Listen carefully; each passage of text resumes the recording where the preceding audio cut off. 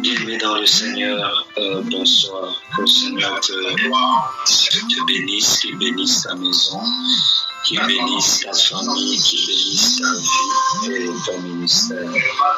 Très content de te retrouver ce soir au cadre de nos moments de prière. Là où tu es, tu vas simplement élever ta voix et tu vas commencer à dire merci et à rendre grâce à Dieu pour son amour, pour sa miséricorde. Élève donc ta voix, tu peux ouvrir ton micro et commence à dire merci au Seigneur pour ce moment béni qui nous accorde dans sa présence. Merci Père. Élève ta voix, bien-aimé, tu peux ouvrir ton micro, élève ta voix et commence à rendre grâce à Dieu, commence à rendre grâce à Dieu.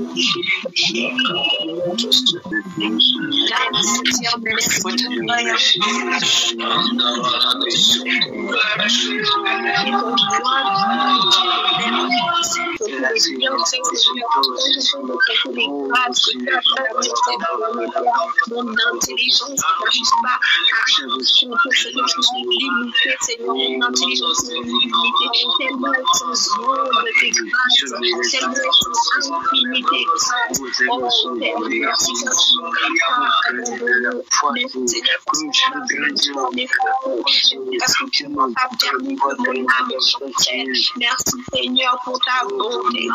Mon âme est purifiée, mon âme est restaurée.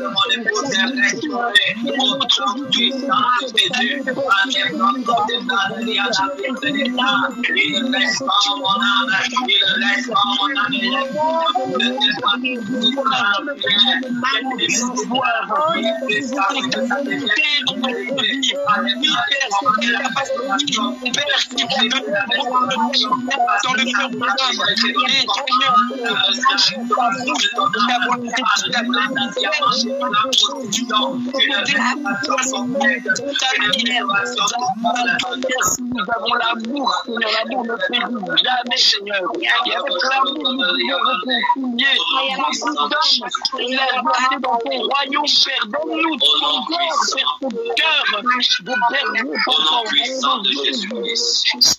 Amen. Au nom souverain de Jésus-Christ.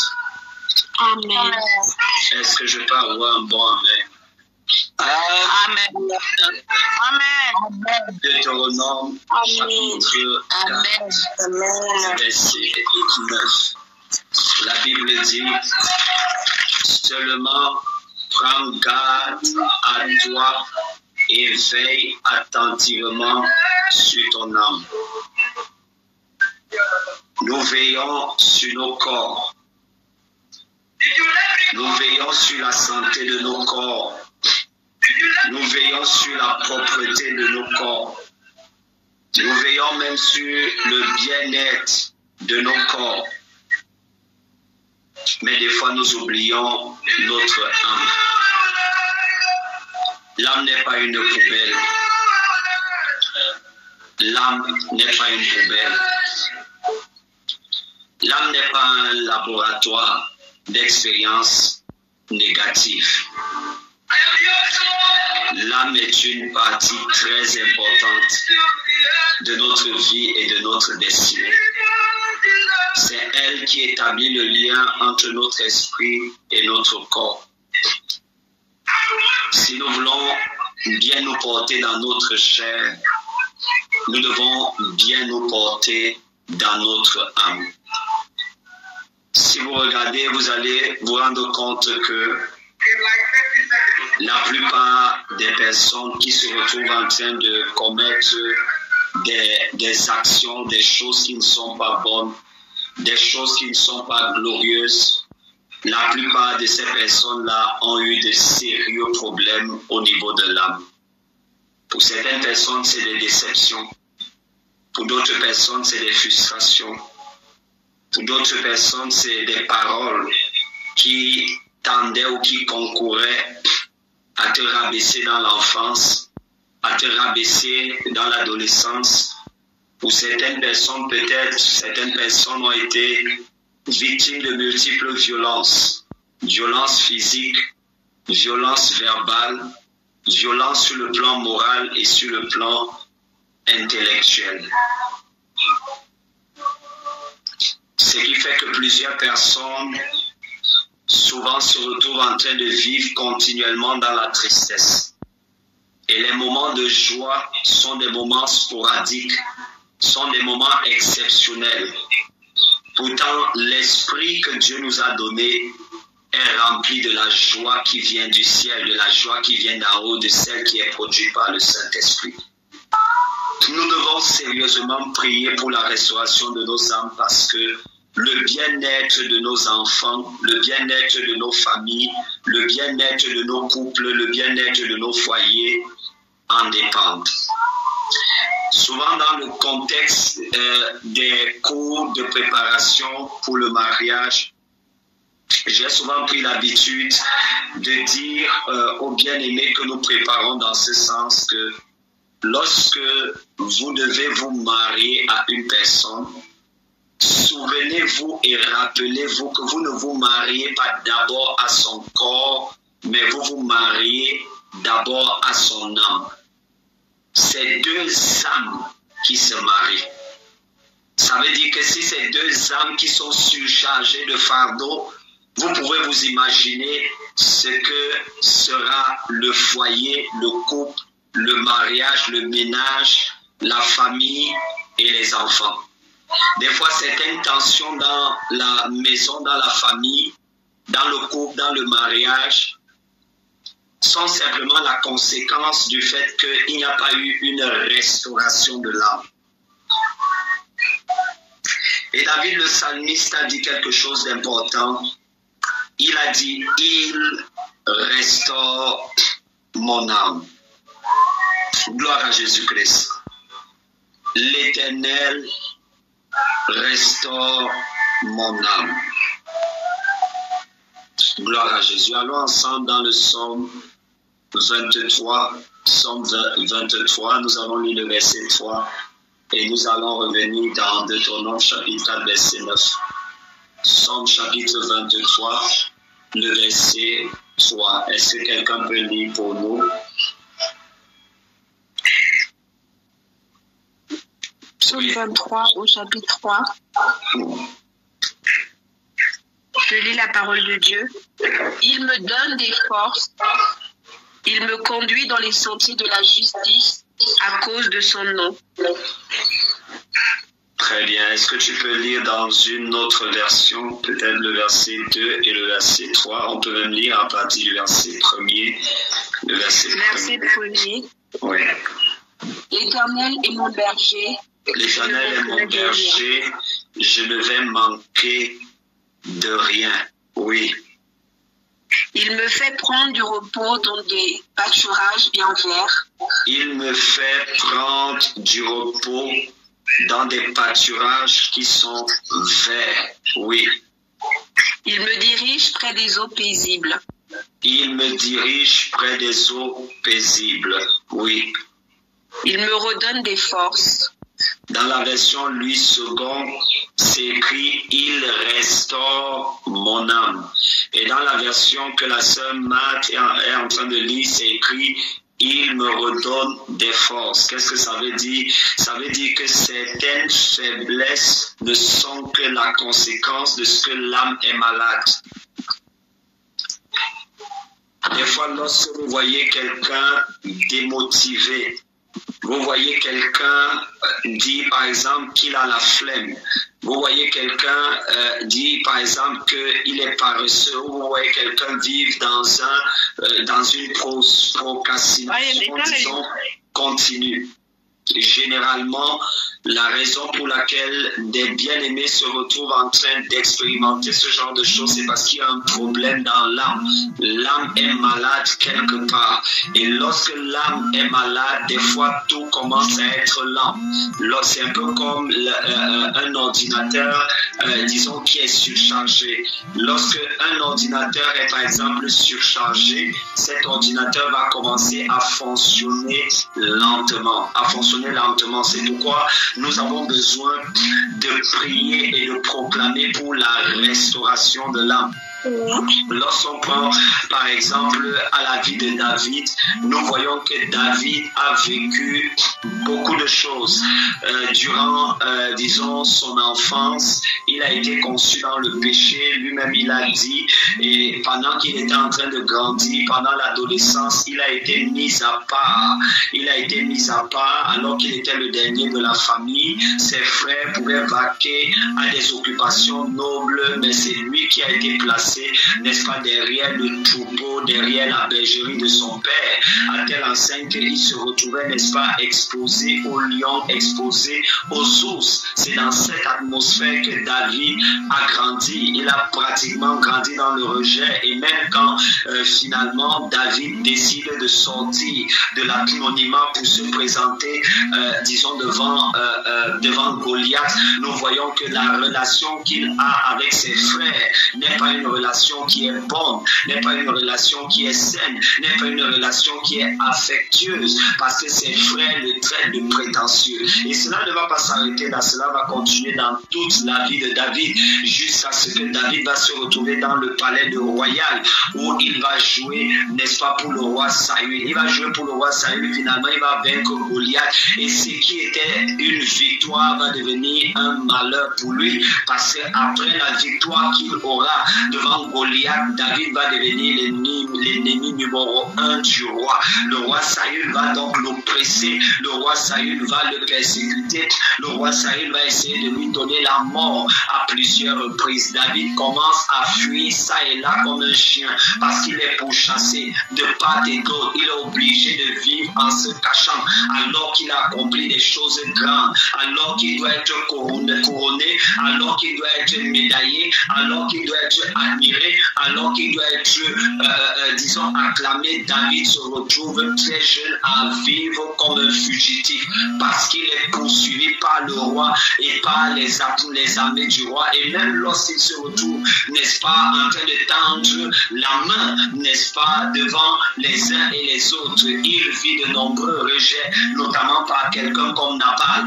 Il sera rejeté, bien aimé, par quelqu'un comme Chiméi, insulté, bien aimé, par quelqu'un comme Chiméi. David va donc vivre une succession de frustrations. Et des fois, lorsque les gens se retrouvent en train de vivre des successions de frustrations, certaines personnes se réfugient ou se réfugient dans l'alcool, dans la cigarette, dans le tabac, dans la drogue, dans l'adultère, dans la fornication, dans la pression, dans la dépression, dans les jeux de hasard, disons dans l'isolement, dans toutes ces choses qui ne sont pas glorieuses. Et David s'est donc retrouvé en train d'aller ça et là. Il est devenu un esprit instable. Je ne veux pas dire un esprit instable, mais une âme instable, parce qu'il a commencé à aller de femme après femme. Il a commencé à convoiter, n'est-ce pas, les femmes de part et d'autre. Et c'est comme ça que David a commencé à baigner dans l'adultère, au point où sa vie et sa maison, sa famille s'est retrouvée en train d'être impactée négativement par les actions qu'il a vécues à cause de son âme. Il écrit dans le psaume 23, alors qu'il vit de nombreuses frustrations. Il écrit le psaume 23, alors qu'il vit de nombreuses persécutions. Il a été rejeté, pourchassé, oppressé et conduit par des gens qu'il aime, par des gens qu'il estime, même par un peuple pour lequel il s'est battu. un peuple qu'il a défendu. Et il se retrouve seul et abandonné. Et lorsque David se retrouve seul et abandonné, il n'a qu'une seule personne à qui il peut crier. Le nom de cette personne, c'est l'Éternel. Et je voudrais encore que nous méditons et que nous, autour du psaume 23, et nous allons prier avec ce psaume. Est-ce qu'il y a quelqu'un qui peut accepter de recommencer la lecture depuis le verset premier? Nous sommes au psaume 23. Amen. Psaume 23, verset 1. L'Éternel est mon berger, je ne manquerai de rien. L'Éternel est mon berger et je ne manquerai de rien. Oui.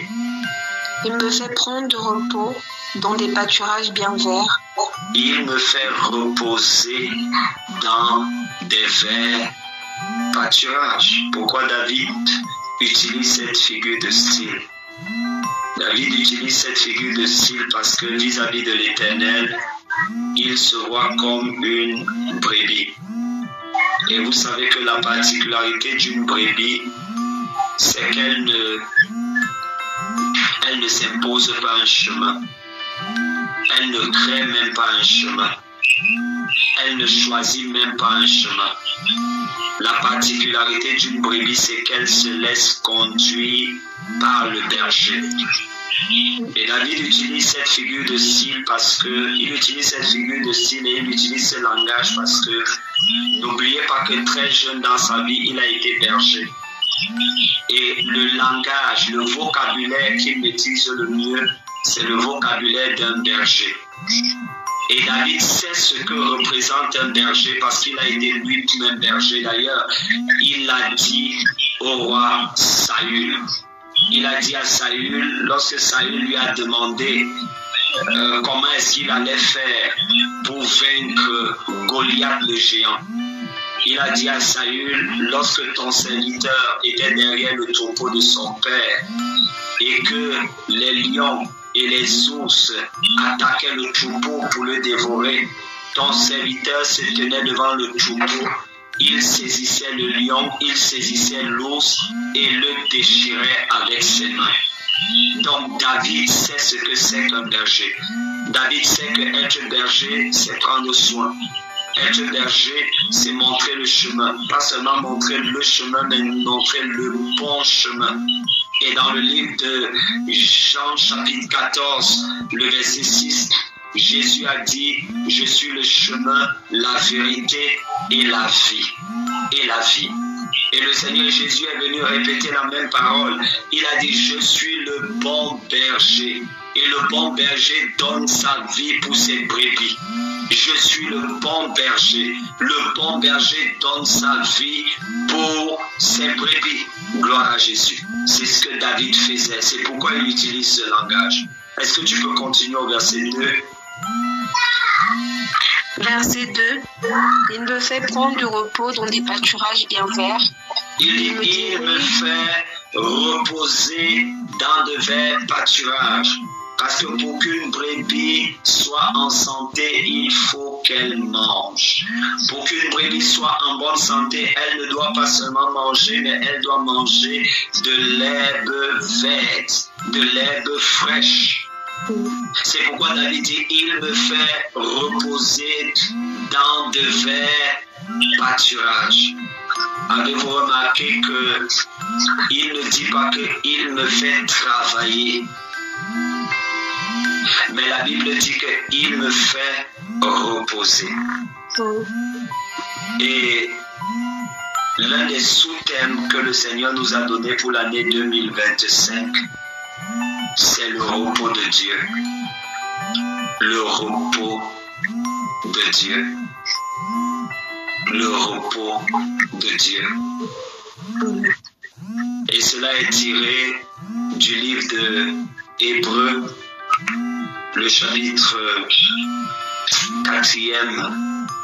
Hébreux, le chapitre 4e, au verset, je crois bien, 11e.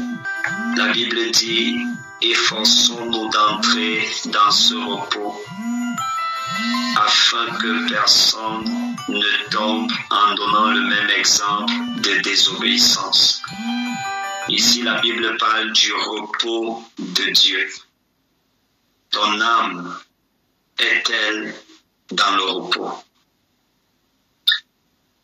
Est-ce que lorsqu'on parle de toi ou lorsqu'on parle de ton âme, on parle d'une âme instable qui vit dans le tumulte, les angoisses, les tensions? Ton âme est-elle dans le repos?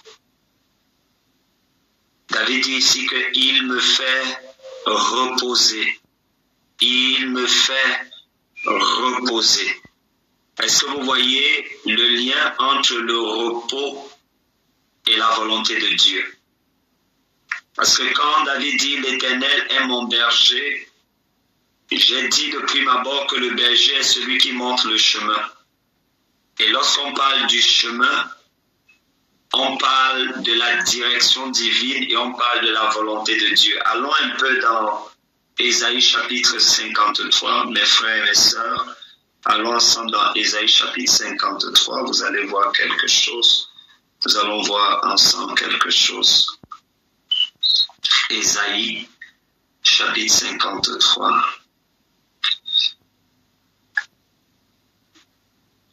Nous allons lire ensemble le verset 6. Est-ce que quelqu'un peut nous lire le verset 6? Ésaïe chapitre 53, le verset 6. Je lis la parole. Oui. Ésaïe chapitre 53 au verset 6.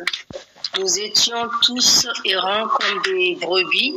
Oui. Chacun suivait sa propre voie. Chacun suivait sa propre voie et l'Éternel l'a frappé pour l'iniquité de nous tous. Merveilleux. Une fois de plus, Tatabapi, ça s'il te plaît. Nous étions tous errants comme des brebis. Oui. Chacun suivait sa propre voie et l'Éternel l'a frappé pour l'iniquité de nous tous. Une dernière fois, s'il te plaît. Nous étions tous errants comme des brebis. Chacun suivait sa propre voie et l'Éternel l'a frappé pour l'iniquité de nous tous. Gloire à Jésus-Christ. Merci beaucoup. Nous étions tous errants. Une brebis errante est une brebis qui ne trouve pas son chemin. Une brebis errante est une brebis confuse, instable, qui ne trouve pas sa direction. Et la Bible dit ici que nous étions tous errants. Une autre version dit perdus, comme des brebis. Et la Bible dit par la suite, chacun suivait sa propre voie. Chacun suivait son propre chemin. Chacun suivait sa propre direction. Chacun suivait sa propre volonté. Il y a donc un lien entre le chemin que nous empruntons, le chemin que nous suivons et la stabilité et la paix.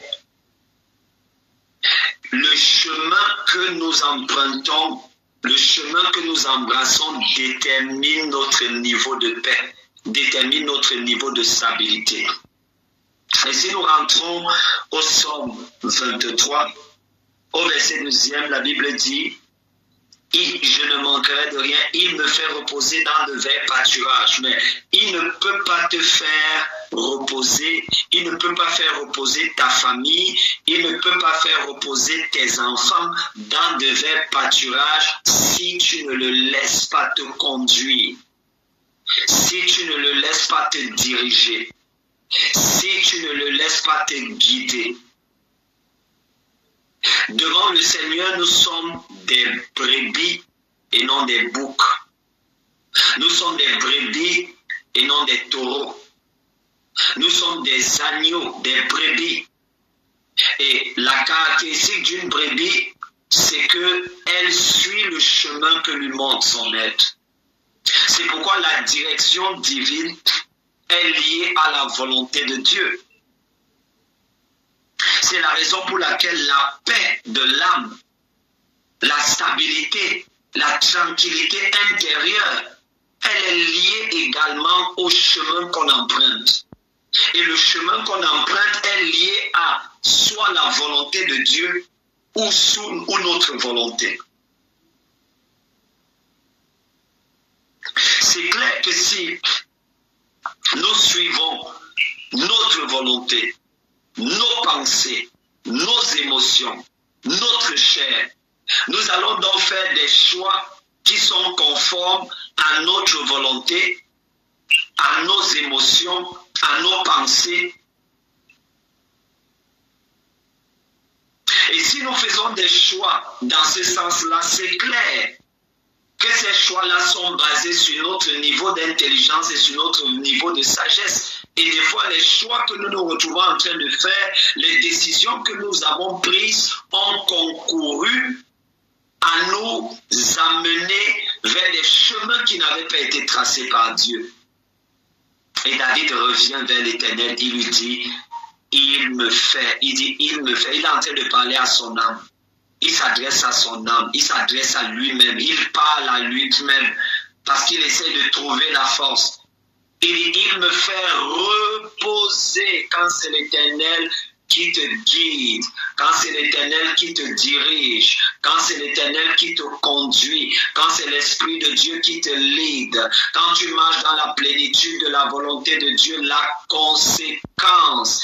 conséquence logique, c'est que tu vas te retrouver en train de continuer de marcher dans le repos. Le repos n'est pas l'absence des épreuves. Le repos n'est pas l'absence des vents.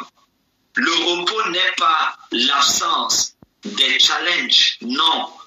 Le repos, c'est la tranquillité, c'est la paix intérieure au milieu des challenges.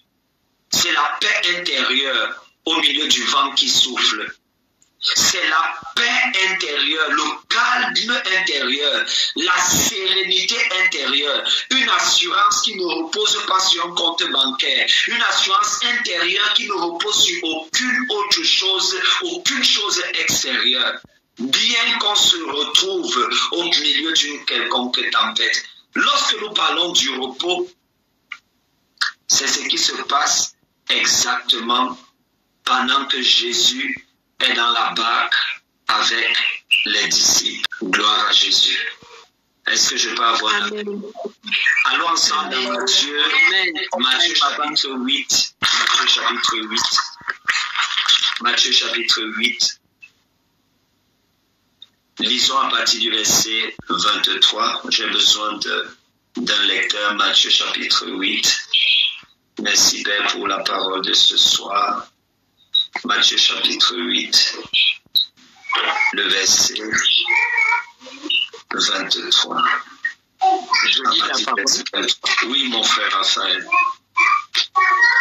Il monta dans la barque et ses disciples le suivirent. Il monta dans la barque et ses disciples le suivirent. Oui.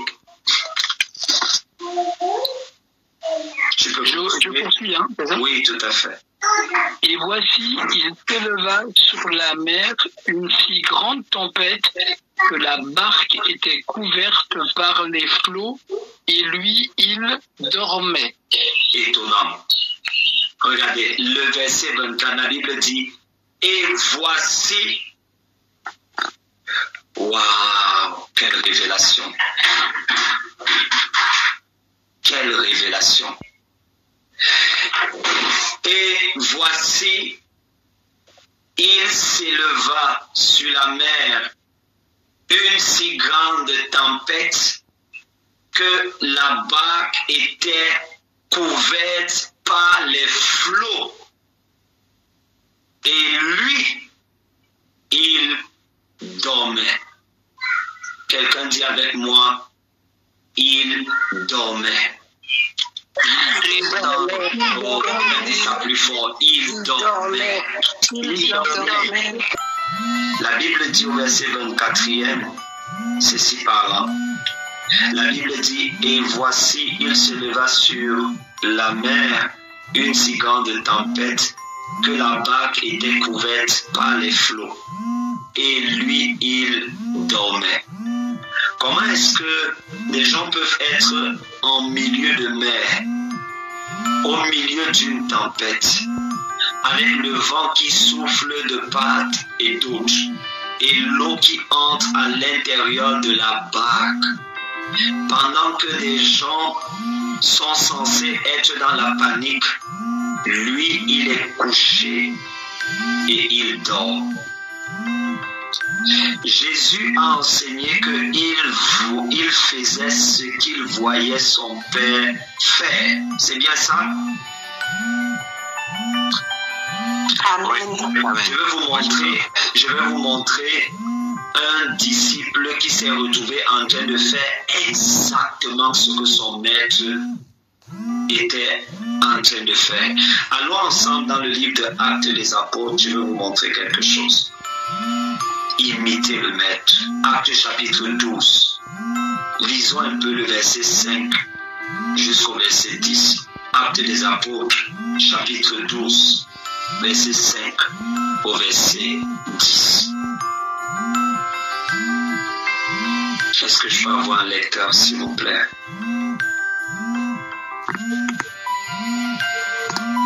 Amen. Oui. Acte chapitre 12 au verset 5. Oui. Pierre était donc gardé dans la prison. Oui. Et l'Église adressait d'ardentes prières à Dieu pour lui. Oui.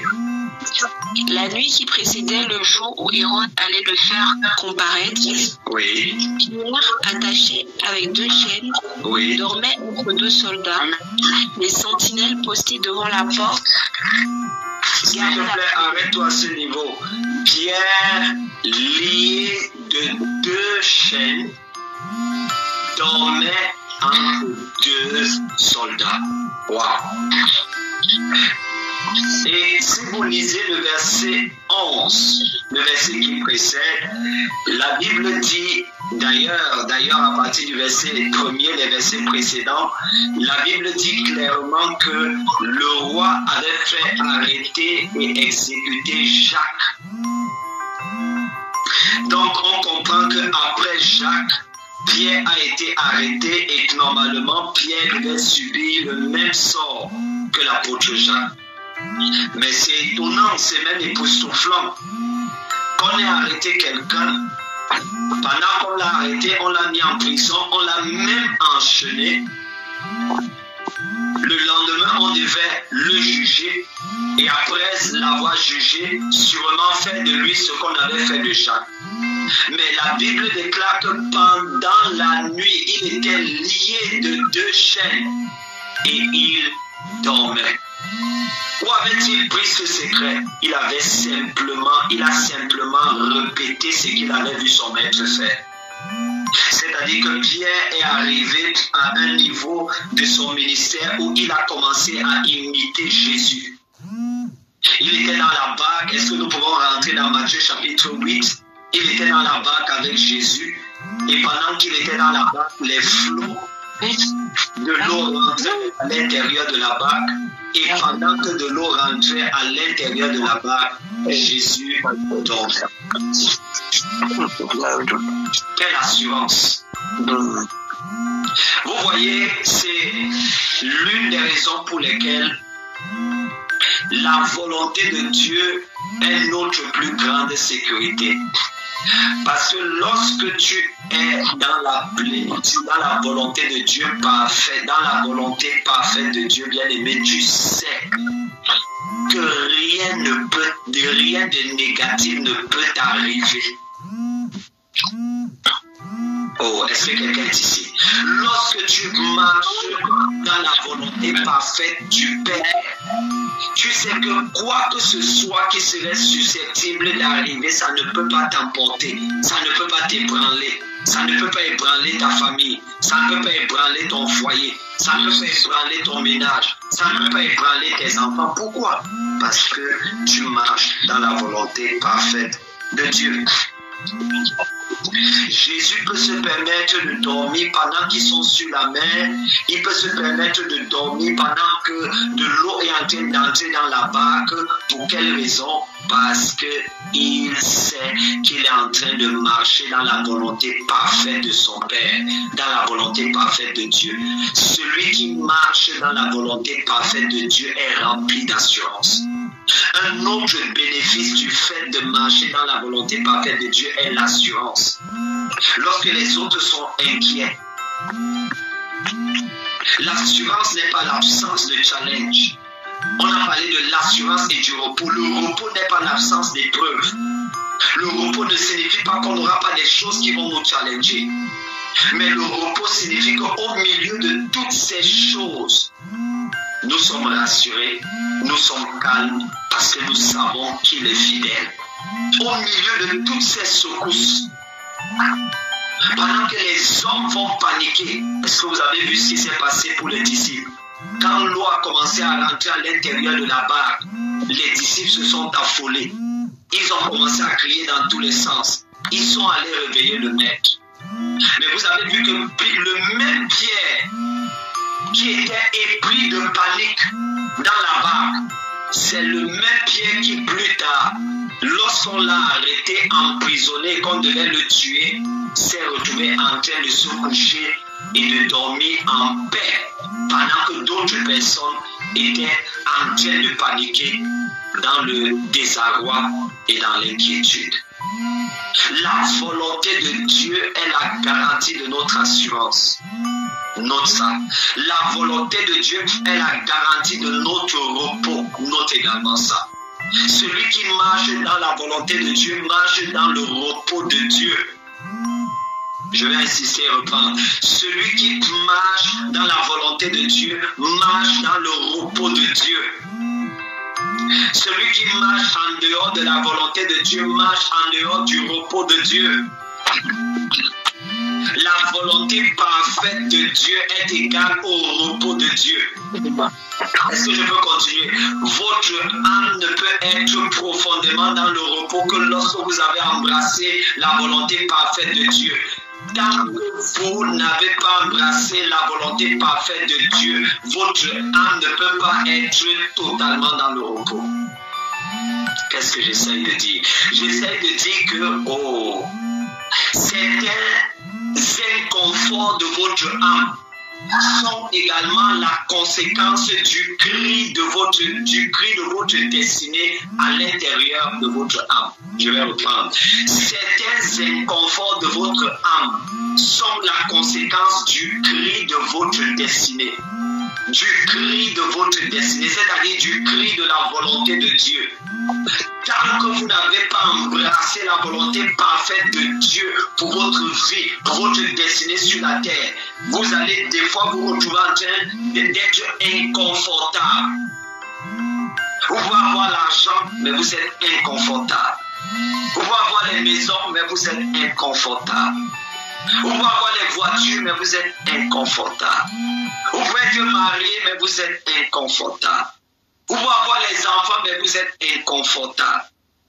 Certains inconforts ne sont pas les conséquences uniquement des blessures ou des déceptions qu'on a vécues. Certains inconforts de l'âme sont les conséquences du fait qu'on ne se trouve pas dans la volonté parfaite de Dieu.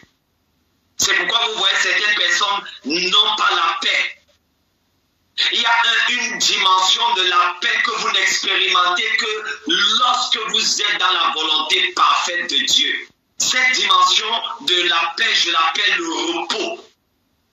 Il y a une dimension du repos de Dieu que vous n'expérimentez que lorsque vous êtes dans la volonté parfaite de Dieu.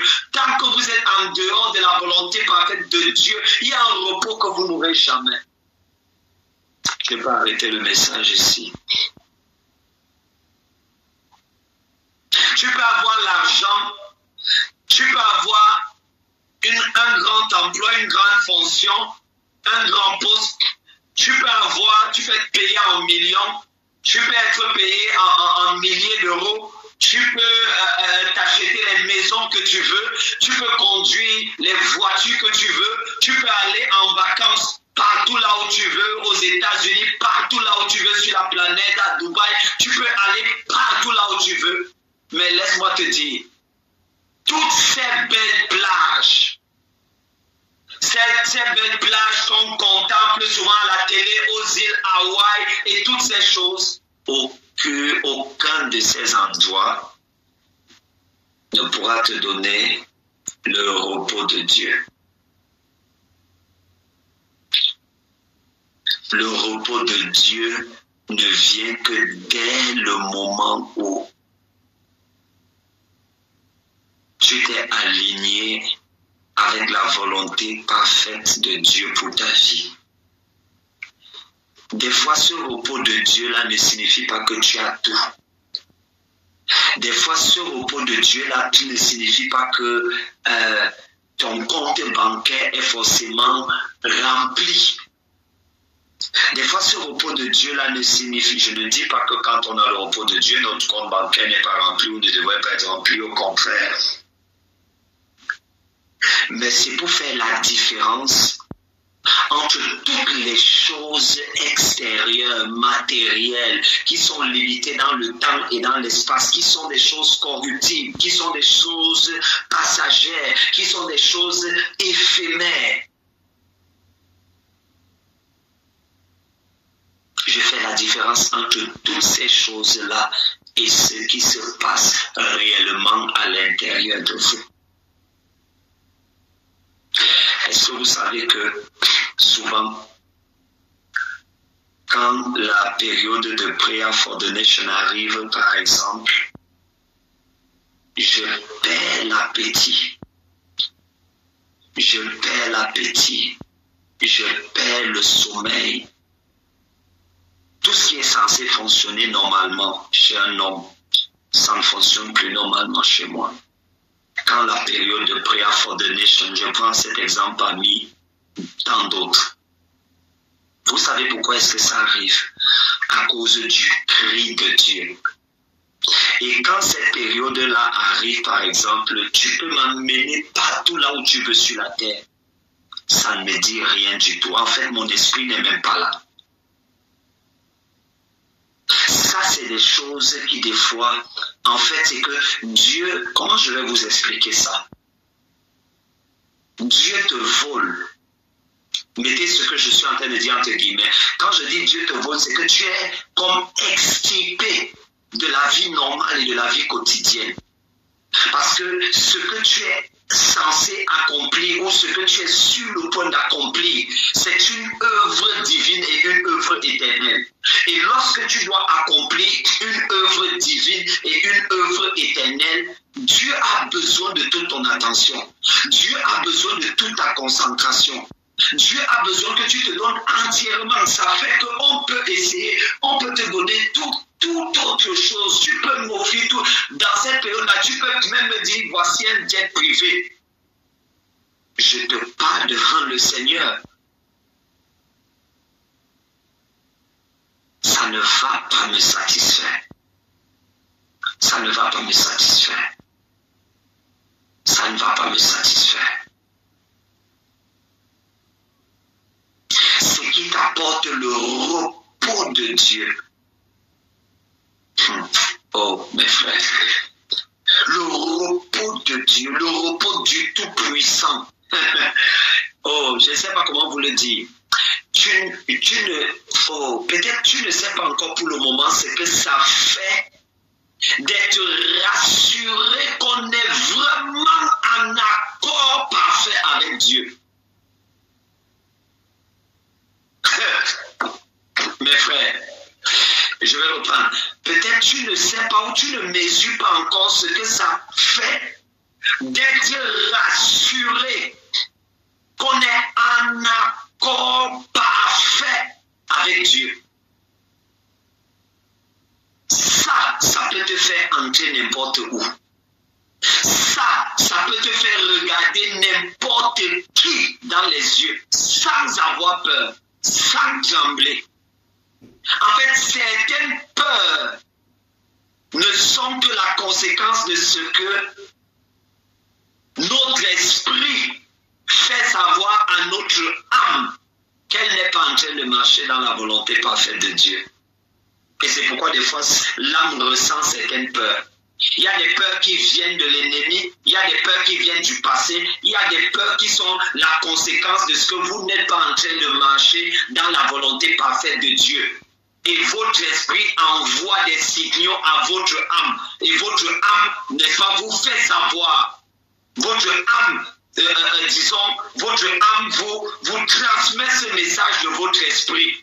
Vous faisant savoir que là, tu n'es pas en train de marcher dans la volonté parfaite de Dieu. Tu n'es pas en train de marcher dans la volonté parfaite de Dieu. Et des fois, tu as cette peur-là. Cette peur qui ne vient pas du diable. Cette peur qui ne vient pas, je ne sais pas, de l'ennemi. Mais cette peur qui est la conséquence d'un signal que ton esprit envoie à ton âme pour te dire que tu n'es pas en train de marcher dans la volonté parfaite de Dieu.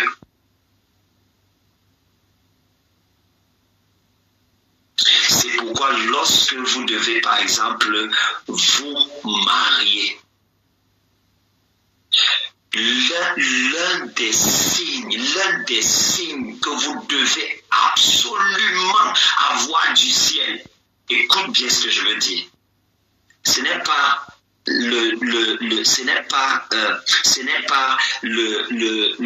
nombre d'euros ou le nombre de francs CFA en millions dans le compte bancaire que vous avez déjà réservé, épargné pour le mariage. Ce n'est même pas l'ensemble des cadeaux que les gens ont déjà prévu acheter, qu'ils ont prévu vous donner. Non.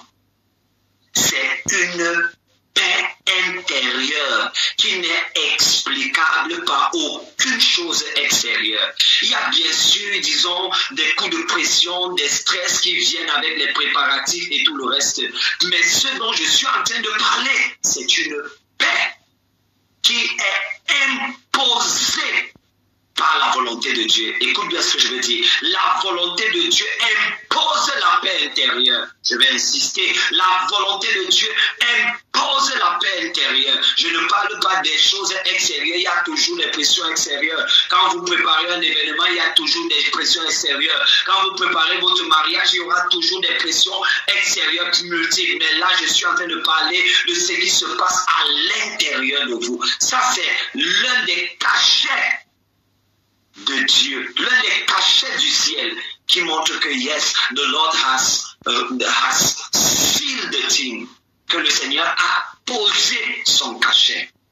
Une paix qui n'est pas expliquée, qui n'est pas explicable par la situation professionnelle, qui n'est pas expliquée ou explicable par ce qui se trouve dans le compte en banque, qui n'est pas expliquée ou explicable par la qualité de la famille dans laquelle tu vas entrer, peut-être parce que c'est une famille riche, peut-être parce que non, aucune de ces choses. Une paix qui est la conséquence du repos de Dieu. Du repos de Dieu. Du repos de Dieu.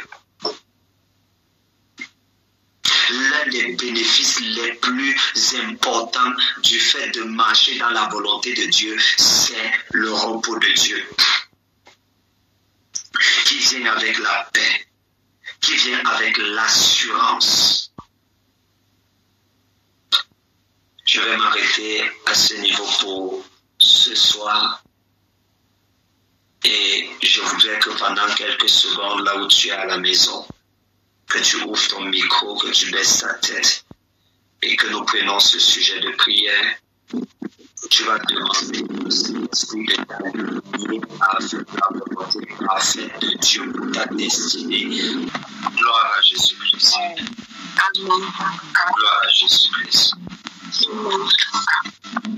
Nous allons arrêter, disons, ce soir ce niveau et demander à la sœur Mahacha Stella du Cameroun, qui est au Cameroun actuellement, de prier pour nous et de nous recommander entre les mains du Seigneur.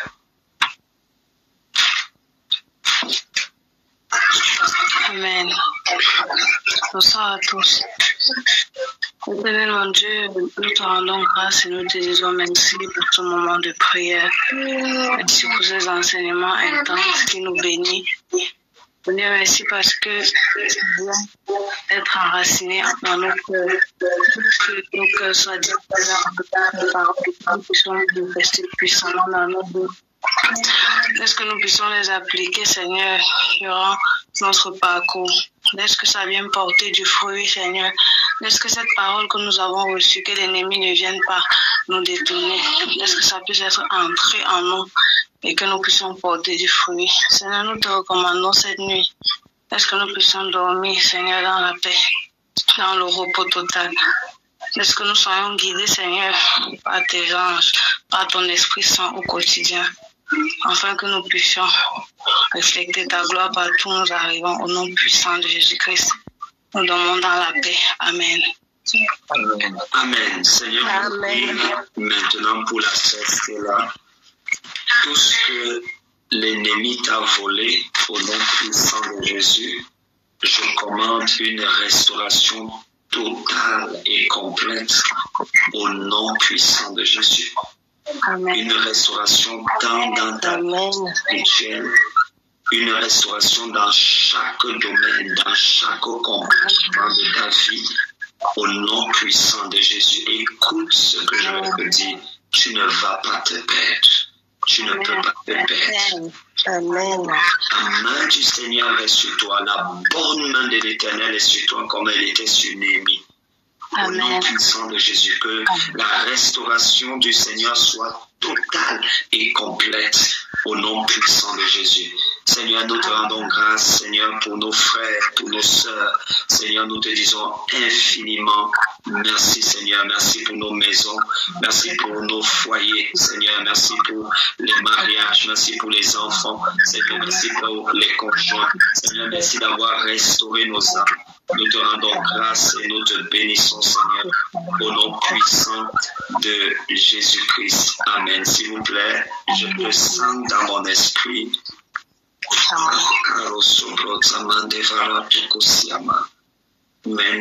Je sens dans mon esprit que on doit prier encore pendant quelques minutes. La sœur Geneviève, Tata Geneviève, s'il te plaît, est-ce que tu peux élever ta voix? Est-ce que tu peux élever ta voix et prier pour le repos de Dieu dans les maisons? Je sens ça. Est-ce que s'il te plaît, tu peux élever ta voix et prier pour le repos de Dieu dans les maisons, dans les foyers? Je vois dans mon esprit, je vois des zones de tension, je vois de nombreuses zones de tension, je vois l'ennemi vouloir orchestrer des choses qui ne viennent pas de Dieu. S'il te plaît, lève ta voix et prie pour les maisons, prie pour les foyers, prie que les couples, les ménages entrent dans la paix de Dieu. S'il te plaît. Amen. Merci, Papa Stéphane. Père éternel, roi de gloire, Papa, nous te bénissons parce que tu es le Dieu, Seigneur, qui voit toutes choses. Tu es l'éternel, Seigneur, ô Père, notre protecteur et notre bouclier. Nous te bénissons parce que tu es celui, Seigneur, ô Père, qui montre les choses à l'avance avant qu'elles n'arrivent. Merci pour ton serviteur, Seigneur, Père, qui, Seigneur, ô Père, a perdu, Seigneur, cette tension, Seigneur, que l'ennemi, Seigneur, veut mettre, Seigneur, dans les foyers. Père éternel, nous nous levons, Seigneur, parce que tu as dit, fils de l'homme prophétise. Nous nous levons parce que tu nous as donné l'autorité, Seigneur. Et tu as dit que toute arme forgée contre nos vies, Seigneur, contre nos maisons, est rendue nulle et sans effet. Voilà pourquoi nous nous levons pour prier pour les maisons. Nous nous levons pour prier pour les familles. Nous nous levons pour prier pour les couples. Nous détruisons au nom de Jésus-Christ de Nazareth, Seigneur, tout ce qui a été amorcé par le monde des ténèbres, tout ce que Satan a prévu, Seigneur, dans le secret, pour détruire les foyers, pour amener la tension dans les couples, dans la vie des familles, Seigneur. Nous nous opposons à cela, Seigneur, et nous proclamons ta paix. Nous proclamons ta paix, éternelle des cieux, parce que toi, tu es dans la barque. Même si la tempête se lève, Seigneur, que la paix, calmer la tempête. Voilà pourquoi nous nous levons, Seigneur, et nous déclarons la paix, Seigneur, dans les familles, la paix dans les couples, la paix dans les foyers, Seigneur, oh Père. Merci d'ouvrir encore les yeux. Merci de nous donner encore d'être plus chanceux sensibles à ta voix, Seigneur. Oh Père, il est dit qu'ils viendront par un seul chemin, mais ils fuiront par seul chemin.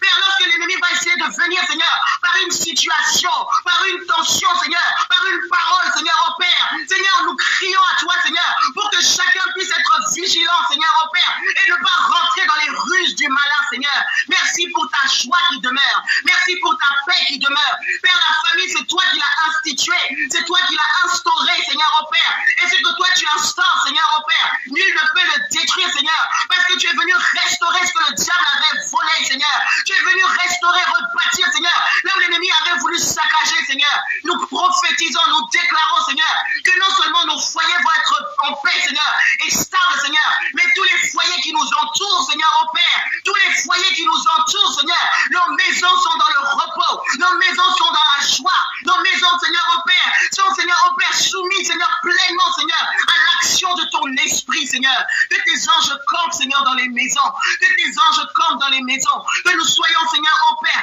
attentifs, Seigneur, oh Père, à ta voix, là où la fatigue était rentrée, là où la légèreté était rentrée, là où le sommeil était rentré, là où l'amertume était rentrée, là où les disputes étaient rentrées, là où la lassitude était rentrée. Nous proclamons la victoire dans le nom de Jésus.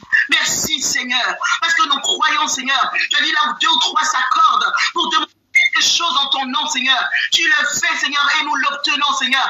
Alors nous nous accordons ensemble, Seigneur, pour demander la paix dans les maisons, pour demander la paix dans les foyers, pour demander la paix, Seigneur, au roi de gloire, Seigneur. Père, que toutes les familles qui étaient en trouble, Seigneur, retrouvent la paix, Seigneur. Merci, Seigneur, tu es le Dieu de miracles. Aucun cas, Seigneur, ne t'est impossible. Aucun cas, Seigneur, n'est insurmontable devant toi. Aucune situation, Seigneur. Oh Père, ceux qui étaient déjà, Seigneur, tendus, Seigneur, tu mets la paix. Et les tensions qui étaient amorcées, Seigneur, oh Père, sont déjà désamorcées avant même, Seigneur, qu'elles n'arrivent, Seigneur. Que toute la gloire te revienne, que l'honneur te revienne, que la majesté te revienne, Seigneur. Père, tu nous as fait de grandes promesses, Seigneur, et tu es fidèle à ta parole, Seigneur. Nous savons que cette année 2025, Seigneur, est une année de miracles, Seigneur. Nous savons que cette année 2025, Seigneur, est une année, Seigneur, oh Père, de moisson, Seigneur. Merci, Seigneur, oh Père, parce que tu nous as donné, Seigneur, oh Père, alléluia, de nous tenir à la brèche, Seigneur. Et tu es celui qui parle, Seigneur. Merci, Seigneur, pour ces familles, Seigneur, qui vont aller de l'avant, Seigneur, et qui vont bâtir, Seigneur, encore davantage en toi, avec toi et pour toi, Seigneur, par toi, Seigneur, au nom de Jésus. Amen. Amen. Amen. Amen. Merci beaucoup. Merci infiniment. Gloire à Dieu. Bien-aimés, que le Seigneur vous bénisse, qu'il nous bénisse abondamment. Nous nous retrouvons tout à l'heure lorsqu'il sera 5h30 de la France. Que le Seigneur vous fortifie, qu'il nous fortifie. Nous continuons dans le jeûne et dans la prière. N'oubliez surtout pas cette semaine, disons que jeudi, vendredi, samedi et dimanche, nous serons avec le prophète Azaël Stéphane. Nous allons passer un moment merveilleux. Nous allons communiquer là-dessus dès demain à midi. On aura toutes les informations. Continuons de rester dans la prière, dans la méditation et surtout de faire de chaque instant que le Seigneur nous donne dans le cadre de ce moment de jeûne et de prière un instant particulier. Il y a des enseignements que le Seigneur donne et n'hésitons pas à aller des fois réécouter, relire, n'est-ce pas, et à continuer de prier, même dans nos moments, disons seuls, à continuer de prier, n'est-ce pas, pour nous-mêmes, nos familles et pour l'année 2025. Que le Seigneur vous bénisse abondamment. Shalom, shalom. Bonne soirée. Shalom. Bonne soirée. N'hésitez pas à liker, à partager la chaîne et à vous abonner. Soyez bénis.